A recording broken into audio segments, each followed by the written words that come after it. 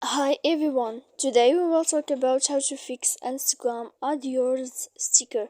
To know how to fix Instagram AdWords sticker, you should just go to settings like this. We will click. After that, in this page, you will go to apps here, default apps, app settings.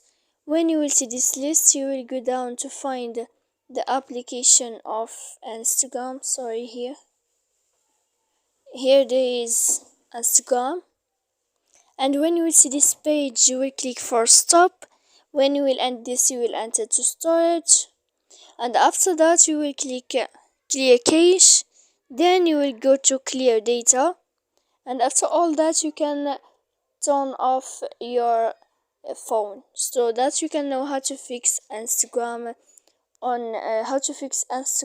add your sticker. So please don't forget to support us by like and subscribe. See you next time.